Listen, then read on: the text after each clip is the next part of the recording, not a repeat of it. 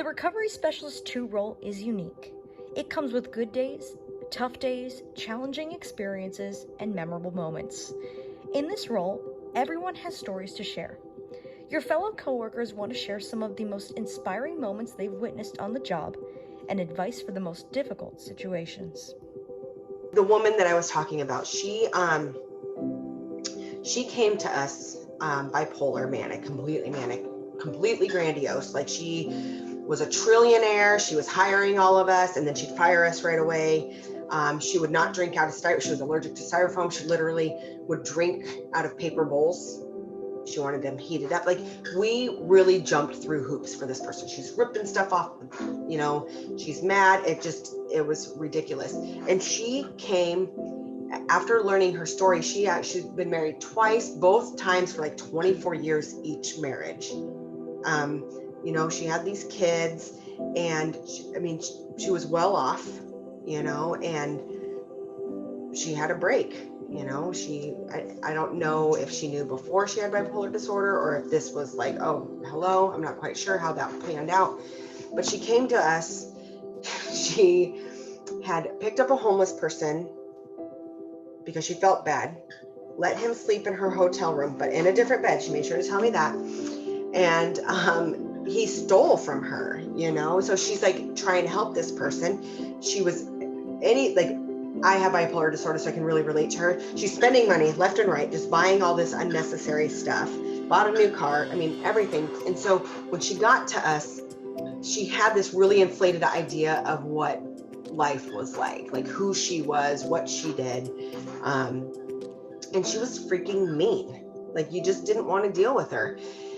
And then we had to go hands-on with her a couple different times and give her shots. And she didn't fight back, but she cussed us out the entire time. And that's one of the hardest things that I do in my job, is having to place my hands on somebody and do something they don't want me to do. But once the medication started working, you slowly seen her come from up here. And it wasn't fast, but it was a nice gradual decline where the grandiose, trillionaire went away, where, she wasn't trying to hire us all the time. She started doing things she loved. She's an amazing artist, and she would paint every single day. It made me sad when she left because she was so tired. She slept all the time. And so we didn't get to spend a whole lot of time, as a group together, but she was funny. She was inspiring. She, just watching her get better and have a plan in place and see the excitement as to where she was going and the things she wanted to do, and how her kids really stepped in and helped her out. While she was here, she was served with a restraining order and divorce papers, and she handled it. After she was feeling better, she was sad and hurting, but she handled it really well. That really depends client to client, because sometimes no matter how much your team tries to work together, there's some clients that just don't get with the program. No matter how hard you try, no matter what you do for them, actually working as a team and talking as a team, of talking to your nurses when you have a suggestion. Like, I think that this would be a little bit more beneficial.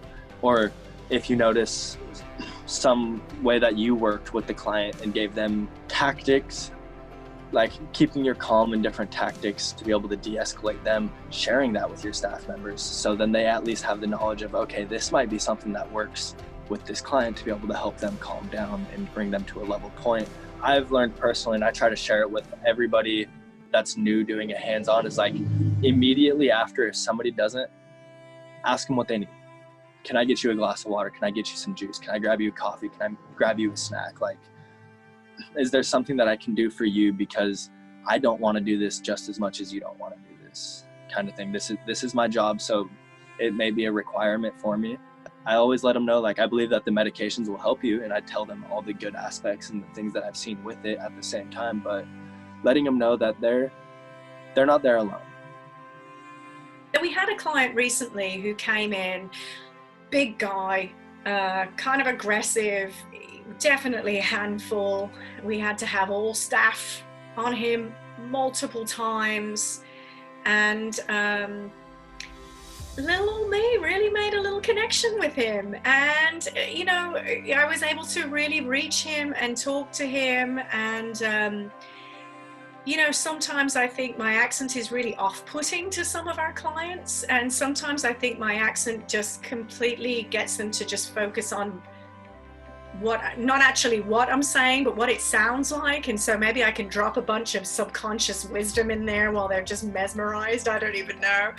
But he was listening to me a lot, and we were having a lot of really great conversations. And I was able to get to know him and know what he enjoys and what he likes. And, you know, he ended up teaching me how to play poker. Who knew? So we played poker together, and I had so much fun. And he opened up in a completely new way.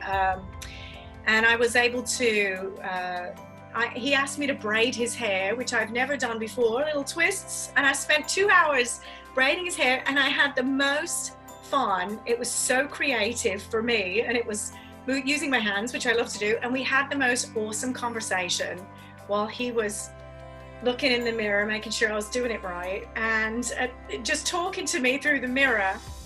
And then when he finally left, he had the biggest smile on his face. And I was actually working on the other side when I found out he was leaving, and I like ran over there to say goodbye before he left. And he was like, "Oh, thank you for coming over." And it was so nice. It was the most gratifying experience. That was a wonderful one, to see him go from, you know, really aggressive at start to just having this really good connection with him, and getting him to open up, and seeing the side of him that perhaps so many other people had not seen. One that I've kind of retold to a lot of people a lot more lately. Unfortunately, it's because this client recently had passed away. He was the very first client that I ever connected with. Before I ever learned my boundaries, before I ever learned not to get too close to clients, I wasn't expecting to make some sort of huge difference in his life, because I kind of knew the absolute cycle that he was in, a little bit institutionalized. He memorized my schedule, first of all. Like, he knew every single time that I was going to come in. If I missed a day, when he saw me next, he's like, "You okay?" Like, being able to know that you can build such a rapport with somebody that they look forward to seeing you all the time. Hearing about his passing, his grandma actually was loved our facility the most, because that's where he was most of the time. And she brought in flowers and a card thanking us and stuff. And like, reading that, I made the mistake of reading it mid-shift, and I sat there and holding back the tears while getting back on the floor and dealing with a high acuity client was the most difficult thing on the planet.